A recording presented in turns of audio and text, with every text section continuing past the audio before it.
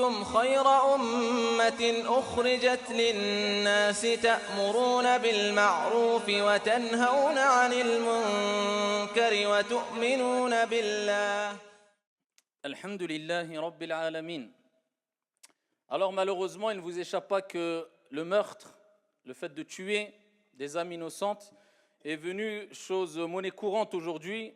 Ça s'est même banalisé malheureusement, et on peut l'apercevoir à travers ici les différents moyens qu'on a, médias, réseaux sociaux, etc. Et je ne dis pas simplement dans un pays, et cette banalisation ne concerne pas simplement une partie de la population, mais malheureusement on est tous et toutes un peu concernés, parce que personne n'est à l'abri maintenant de la folie meurtrière, de la barbarie, de la folie humaine, de la bêtise humaine malheureusement. Et le prophète alayhi salatu wassalam, il y a déjà 14 siècles de cela, avait rappelé que ne viendra pas la fin des temps avant que n'augmente al-harj. Ils ont interrogé le prophète alayhi salatu wassalam sur ce terme, et le prophète a rappelé que c'était al-qatl, le meurtre.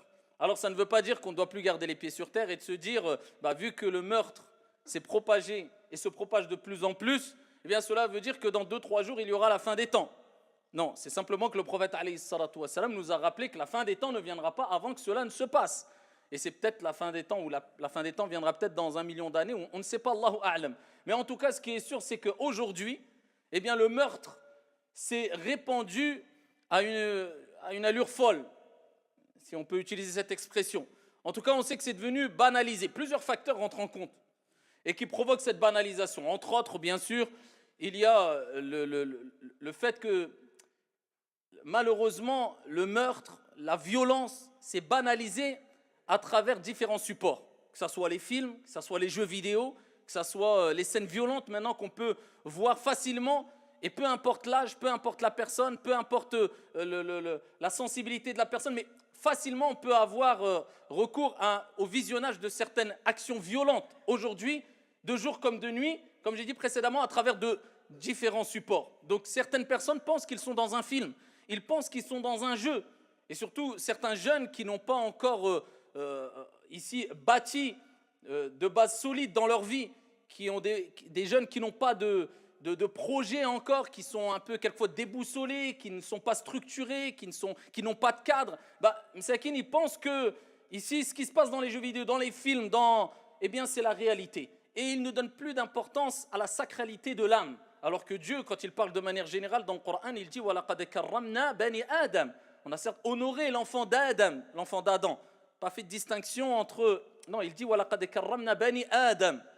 Et il faut savoir que l'âme a une valeur tellement importante auprès d'Allah subhanahu wa ta'ala, et que verser le sang d'une personne de manière injuste, comme ce qu'on peut voir aujourd'hui un peu partout, sans focaliser une catégorie de personnes, je parle de manière générale, eh bien c'est tellement grave, eh bien que les anges ont été pris d'étonnement, pas pour remettre en question la décision divine, loin de là, mais pour avoir une explication due à leur ignorance face à la grande connaissance illimitée de leur Seigneur tabaraka wa ta'ala. Quand Allah Jalla wa ala a créé Adam alayhi salam, ils ont dit قالوا أتجعل فيها من يفسد فيها ويسفك الدماء. Regardez la réaction qu'ils ont eue. Ils ont dit donc ils ont parlé de la création qui était Adam, et leur étonnement est dû au fait qu'ils savaient que cette personne-là, due à sa faiblesse, eh bien allait répandre corruption et verser le sang sur la surface de la terre.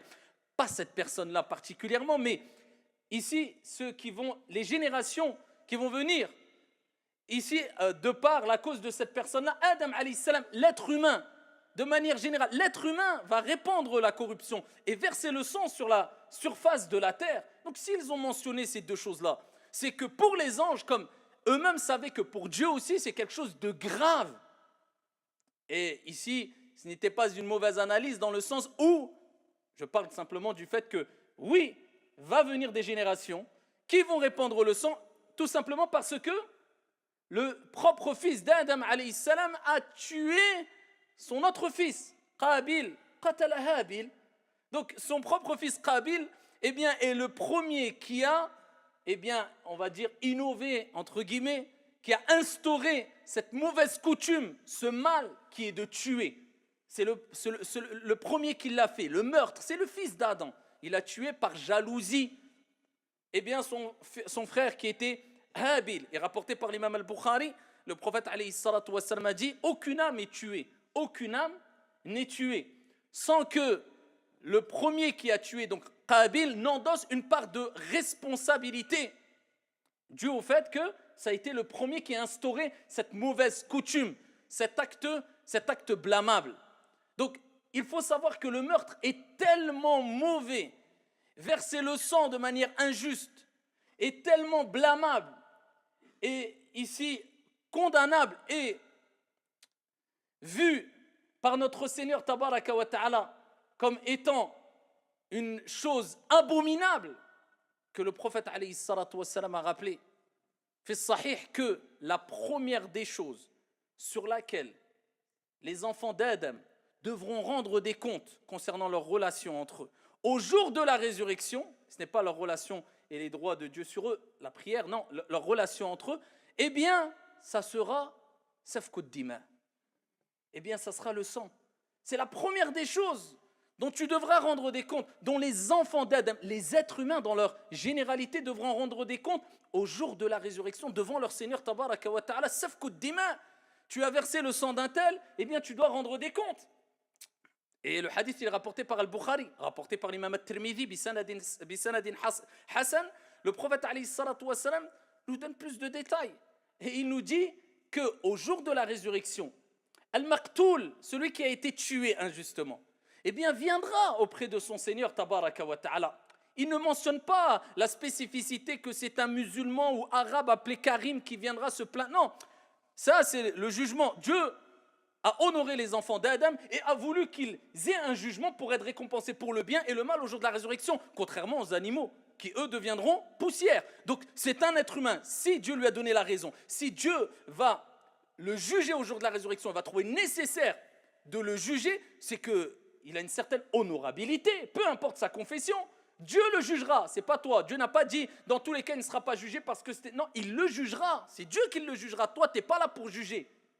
Donc Allah Jalla wa Ala jugera les êtres humains au jour de la résurrection et il rappelle le prophète alayhi salatu wassalam dans ce hadith-là rapporté par At-Tirmidhi que celui qui a été tué injustement, peu importe sa confession, il a été tué injustement, eh bien viendra au jour de la résurrection en tenant la tête de celui qui l'a tué et le sang coulera.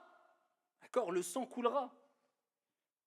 Parce que Dieu, au jour de la résurrection, il pourrait juger n'importe qui en disant kun fayakun. Mais il y aura des comptes qui vont durer des jours et des jours, des années et des années, le jour de la résurrection, 50 000 ans, pour que tout ce que tu as fait de bien et de mal soit présenté devant toi, pour que tu n'aies pas d'excuses. Tu ne pourras pas prendre la fuite. Aïn al-mafar. Les gens diront, où je peux prendre la fuite? Où est la fuite? Où je peux... Tu ne pourras pas. Voilà, les preuves de ton innocence, ou les preuves ici que tu es coupable, le sang coulera et il dira, Ya Rab, oh mon Seigneur, tout le monde reconnaîtra qu'Allah c'est le Seigneur des mondes, un Dieu unique pour tout le monde. Il dira, Ya Rab, hadha alladhi qatalani, c'est lui qui m'a tué. Il viendra en tenant la tête de la personne du tueur. Et le prophète alayhi salatu wassalam fait sahih dit, il viendra une époque où des gens mourront et le tueur, comme celui qui est tué, ne sauront même pas pourquoi soit ils ont tué ou ils ont été tués. C'est ce qui se passe aujourd'hui. Quelqu'un qui n'a rien à voir, il est tué. Pourquoi? Le tueur, il ne comprend même pas pourquoi vraiment, qu'est-ce qui l'a poussé. Et c'est ce qu'on appelle de la folie. C'est ce qu'on appelle de la bêtise humaine, malheureusement, et sans prendre en considération que les conséquences peuvent être très graves, tout en sachant que nous, dans notre noble religion, si on prend un cas très basique, tuer un insecte, Zubaba, une mouche, un insecte. Al-Jumhur, c'est des sujets de jurisprudence dans le fiqh. Al-Jumhur, la majorité des érudits, des savants musulmans, considèrent que tuer un insecte, un moustique, on parle d'un moustique, ayyuha al-akhyar. Certains qui disent, ouais, ils nous parlent de moustiques. C'est des sujets de jurisprudence. Le prophète en a parlé. Allah Jalla wa Ala a blâmé ceux qui prenaient en raillerie les musulmans quand il parlait et il donnait des exemples comme Dieu l'a fait de Az-Zubaba, d'une mouche ou d'un moustique. Eh bien, il faut savoir qu'en islam, la majorité des savants disent que si tu tues un insecte sans qu'il te nuise, c'est haram, c'est interdit, tu as fait un péché, tu es pécheur. On parle d'un moustique qui ne fait pas partie des animaux ou des insectes les plus connus pour leur noblesse et leur... parle d'un moustique. Que dire de Al-Insan, l'être humain à qui Allah a donné la raison, que Dieu jugera. Et c'est Dieu. Alaysa Allahu bi ahkamil hakimin. N'est-ce pas Allah le meilleur des juges? Toi, tu ne poses pas la question en te disant tu es un être humain ou au nom de peu importe. Je ne suis pas en train de dire simplement au nom de la religion. Attention, on peut. Eh bien, tu ne te poses pas la question en te disant ça doit quand même être grave avec ce que je viens de dire. Plus que cela. Si on prend un exemple rapporté par l'imam Muslim, bisanadin sahih taban. Le prophète alayhi salatu wa salam, il parle d'une personne qui a dit par Allah, hadith rapporté par Muslim, par Allah, Allah ne lui pardonnera jamais à un tel. Personne n'a vu, vous connaissez le hadith, on le répète assez souvent. Par Allah, Allah ne pardonnera. Alors on n'est pas en train de parler d'une personne qui va tuer une personne. C'est un jugement. C'est juste la langue, juste entre guillemets, juste la langue. On n'est pas en train de dire quelqu'un qui a tué son frère. Non, quelqu'un qui a tué un humain. Quelqu'un qui a juste porté un jugement. Pour vous dire, alors c'est quoi tuer un être humain? On va prendre quelques textes qui ne sont pas mis dans leur contexte pour les généraliser. Et en prenant ce grand risque d'être peut-être en enfer éternellement. Cette personne-là a dit, comme a dit le prophète alayhi salatu wa salam, par Allah, Wallah, Allah ne lui pardonnera jamais. Allah Jalla wa ala a répondu, a dit, qui a osé porter un jugement à ma place? Certes, je lui ai pardonné et j'ai rendu vaines tes actions. Celui qui a porté ce jugement, toutes tes actions sont rendues vaines. L'autre que tu as dit, Dieu ne lui pardonnera pas, Dieu a dit, qui a osé? Qui a osé? Moi, je lui pardonne. Moi, je lui pardonne. Rapporté par l'imam al-Bukhari, bisanadin sahih, avec plusieurs variantes différentes. Le prophète, alayhi salatu wa salam, vous connaissez toutes et tous le hadith. Pour vous dire, cette précipitation, elle vient d'où si elle ne vient pas des passions? En prenant 2-3 textes et en laissant la généralité, la grande masse de textes qui sont clairs et il n'y a aucune équivoque. Le prophète, alayhi salatu wa salam, il parle d'une personne qui nous a précédés et qui a commis des actes de désobéissance, n'était pas le meilleur des pieux, par crainte vis-à-vis de Dieu. Il dit à ses enfants, eh bien quand je décède, prenez mon corps, brûlez-le.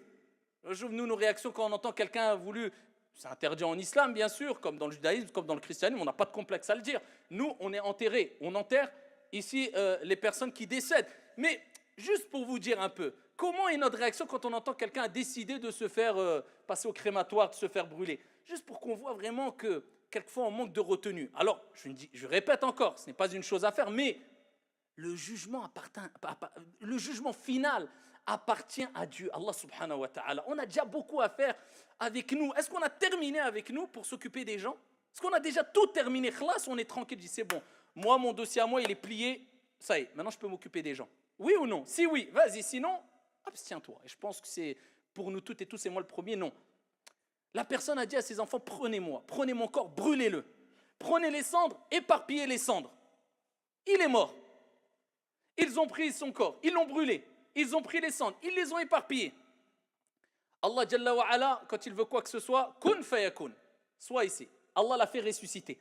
Écoutez bien, Allah Jalla wa ala, qu'est-ce qu'il lui a dit? Qu'est-ce qui t'a poussé à faire cela? Allahu Akbar. Là, on pourrait en parler des heures sur cette parole-là. Allah ne l'a pas jugé. Allah Azza wa Jalla n'a pas dit je te pardonne ou je te pardonne pas. Non, avant cela, prends en compte ce passage-là. Ma hamalaka.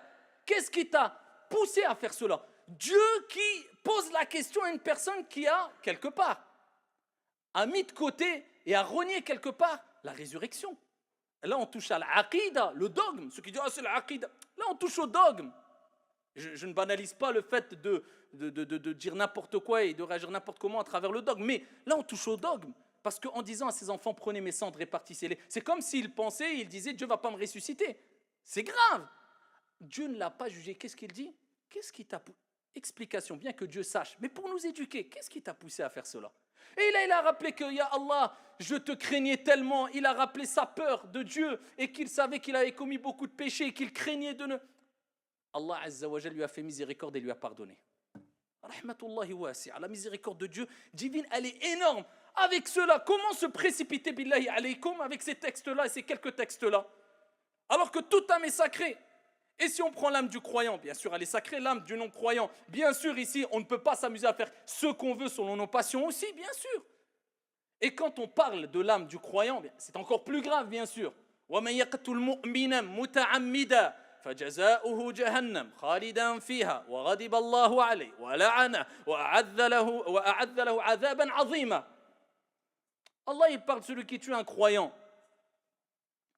Eh bien ici, c'est quoi? L'enfer, khalidan fiha, éternel. Avec le khilaf des savants, on connaît, hein, la majorité disent que ce n'est pas éternel, mais à la coulin, si on prend le texte simplement sans rentrer dans les détails. Khalidan fiha, wa ghadib Allahu alayh. Allah se met en colère contre lui. Wa la'ana, il le maudit. Wa a'adda lahu 'adhaban 'azima. Et il lui a préparé une dure punition.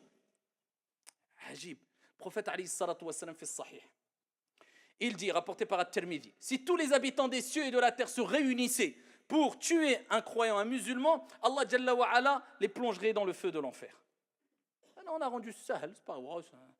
Si, parce que j'ai compris. T'as compris quoi? T'as compris quoi de la religion, billahi alayk? Rentrez déjà dans ce sujet.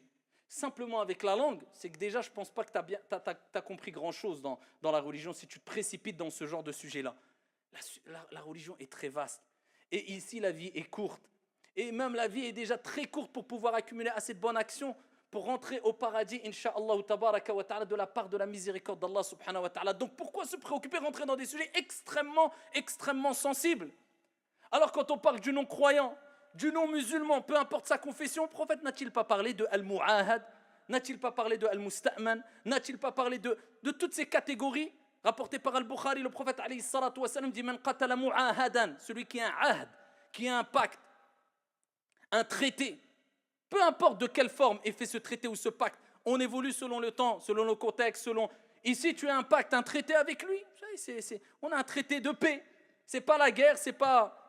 Eh bien, ici, celui qui le tue, le prophète alayhi salatu wa salam, il dit, il ne sentira pas l'odeur du paradis, bien que son odeur est perceptible à 40 ou 70 années, et dans une version kada wa kada, à telle et telle distance. Rapporté par Al-Bukhari, le prophète alayhi salatu wa salam dit, toute personne qui tue un homme alors qu'il était en traité de paix avec lui, il était en paix, il lui a assuré la paix.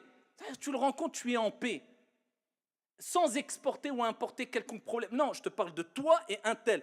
Toi, quand vous vous croisez, il n'y a pas la guerre, vous êtes en paix. Comme nous, notre situation, alhamdulillah.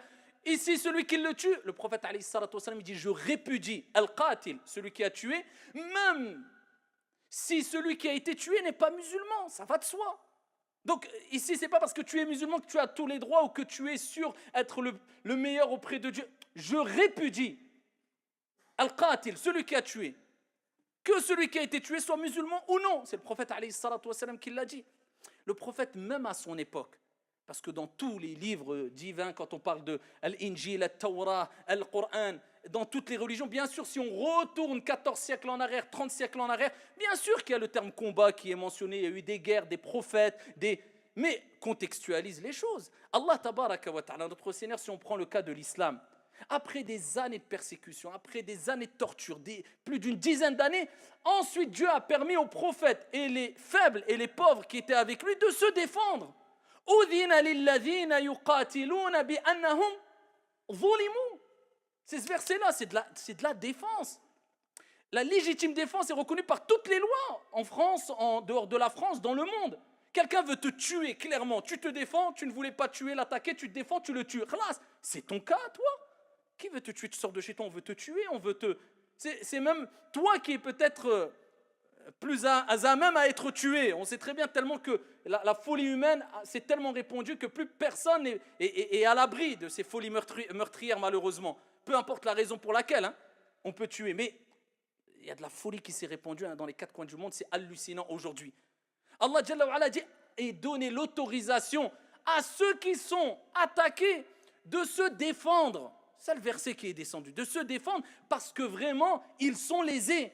Et avec cela, le prophète a mis un cadre. Alors ils se défendaient, ils ne voulaient pas. Laissez-nous tranquilles. Il les rentrait, il les attaquait, il tuait femmes, enfants. Ils se défendaient. Il mettait un cadre avec cela. Rapporté par Abu Daoud, Bisanadin Hassan, il est interdit de couper les arbres, il est interdit de piller, il est interdit de spolier, il est interdit de tuer les femmes, les vieillards, les enfants. Dans un autre hadith, rapporté par Abu Daoud, Bisanadin Hassan, le prophète alayhi salatu wassalam, lors d'une bataille, alors qu'il se défendait, eh bien, ici, il y a une femme qui a été tuée dans le camp adverse. Le prophète, alayhi salam, s'est mis en colère et a dit, elle ne pouvait pas combattre. Pour leur dire qui a fait cela. Elle ne pouvait pas combattre. Bien qu'elle était dans le camp adverse, bien qu'il y avait le combat, bien qu'il se défendait, c'était de l'autodéfense, il ne voulait pas du tout. Eh bien, le prophète, il dit, il y a un cadre. Qui l'a tué, elle ne pouvait pas se défendre. Donc toi, au nom de j'importe ou j'exporte un quelconque problème, eh bien, je vais attaquer des gens qui ne peuvent pas combattre, qui ne veulent pas combattre. Ils veulent la paix, ils veulent la tranquillité, ils veulent raha, ils veulent... Où va-t-on? Et c'est pour cela qu'il faut recontextualiser les choses. Recontextualiser les batailles qu'il y a pu avoir dans l'islam, dans toutes les religions, même dans les sociétés qui nous ont précédés. Il faut recontextualiser les choses. Et c'est ce qui manque beaucoup aujourd'hui, malheureusement. Et aujourd'hui, ayyuhal akhyar, on voit qu'il y a beaucoup de douceur qui a été enlevée du cœur de beaucoup de personnes pour laisser place à la violence. Alors que le prophète alayhi salatu wassalam, dans le hadith rapporté par Muslim, il dit Allah donne pour la douceur ce qu'il ne donne pas pour la violence. Allah tabaraka wa ta'ala est doux et il aime la douceur. Ça, c'est les paroles du prophète alayhi salatu wassalam. Donc pourquoi cette haine? Pourquoi ce repli sur soi-même? Parce qu'en général, ceux qui agissent comme ça, peu importe, je ne parle pas encore au nom de la religion, peu importe la raison, mais qui tue injustement une autre personne, que ce soit une personne de sa famille ou peu importe, par acte de folie, c'est des gens qui se sont déjà autodétruits. Ils ont déjà tué leur propre vie par repli sur eux-mêmes, en se coupant ici de toute sociabilité, de toute relation avec autrui. Ils se sont déjà autodétruits, c'est des gens déjà sectaires. Alors que le prophète alayhi salatu wassalam fi sahih, il nous rappelle et il dit Allah, voulez-vous que je vous informe sur les personnes qui sont interdites au feu et dont le feu est interdit pour eux? C'est-à-dire ils sont préservés du feu. Ala kulli hayyin layyin qarib. Et plusieurs versions qui vont dans ce sens. Toute personne qui sera interdite du feu et dont le feu est interdit pour eux. C'est-à-dire là, ils sont préservés de l'enfer. Il a dit quoi? Quelqu'un qui va faire quelque chose de... Non. Ala kulli hayyin layyin qarib. Toute personne qui est douce, qui est facile et qui est proche des gens sociables. C'est ça les critères du croyant pieux et vertueux qui gagnera le paradis. Ala kulli hayyin layyin qarib. Et dans une version sahl. Donc c'est des personnes faciles, des personnes proches des gens, sociables, ouverts. Ça ne veut pas dire de ne pas être fier de tes convictions et de cacher tes convictions parce que tu as peur qu'on te mette une étiquette. Non, mais ouvert. D'accord? Et quand je dis tout cela pour terminer, quand je rappelle que ici la gravité du meurtre, de faire couler le sang, c'est cet acte plus que blâmable, eh bien je ne suis pas en train de lier le meurtre avec une conviction religieuse quelconque. Parce qu'aujourd'hui, on le sait toutes et tous, qu'on peut tuer au nom d'une religion, on peut tuer pour cause de jalousie, on peut tuer par cause de sentiments excessifs, on peut tuer pour diverses raisons. Et je ne veux surtout pas faire d'amalgame. On en entend assez déjà aujourd'hui. Et on peut même dresser un top 5 ou 10 des amalgames aujourd'hui. Parmi les plus belles qu'on a pu entendre ces derniers jours ou ces dernières semaines, c'est que il faudrait par exemple interdire le voile parce qu'il y a un risque pour les cheveux de la fille qui porte le voile. Des hommes politiques qui osent dire des choses comme ça, des bêtises comme ça. Si ça, ce n'est pas des amalgames, si ça, ce n'est pas de la bêtise, si ça, il faudrait presque créer un shampoing El-Sef Hijab. On se dit, bah tiens, c'est pour les femmes qui veulent, parce que ça ne respire pas les cheveux pour elles. Parmi le top 5 des amalgames qu'on a pu entendre, c'est parce que le prophète mangeait de la main droite. Eh bien, ici, il y a des musulmans qui veulent imiter le prophète et manger de la main droite parce qu'ils veulent retourner 14 siècles en arrière et c'est une preuve de rupture avec la société. C'est mes mains, je mange des mains, pas des humains. C'est une question, je mange, si je suis gaucher, je mange la gauche. Et alors, si je veux imiter le prophète ça, c'est un signe d'extrémisme encore. Ou encore, et ça je pense que c'est le premier dans le top des 5 ces derniers jours, parce qu'une personne a une trace sur le front, eh bien ici, il y a un risque potentiel. Non, c'est même pas un risque, c'est un signe d'extrémisme ou de radicalité ou d'intégrisme. Une trace sur le front. Parce qu'apparemment, d'après la personne qui a fait sa superbe expertise, les musulmans les musulmans intégristes frappent leur tête contre le sol quand ils prient. Donc, comme si on mettait des coups de tête sur le sol.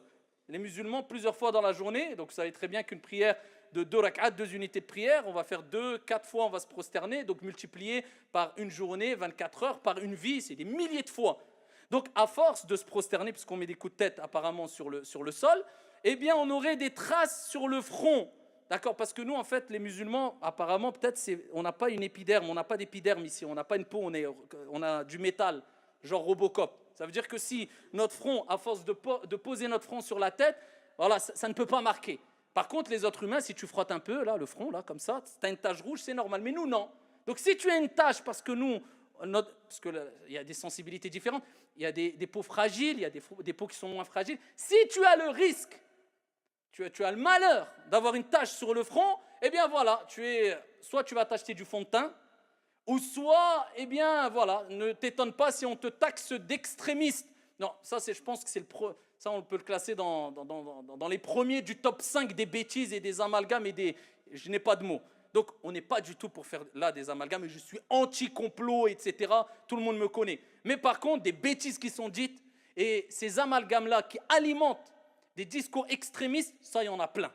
Ça, il y en a plein, que ça soit sur la toile, et que ça, sans généraliser, bien sûr, mais il y en a plein, malheureusement. Alors, quand je parle de la gravité du meurtre, ce n'est pas que je suis en train de lier le meurtre à l'islam ou à une religion quelconque, car le meurtre se fait au nom de la bêtise et pas au nom d'une conviction quelconque ou d'une religion. C'est au nom de la bêtise, ni plus ni moins.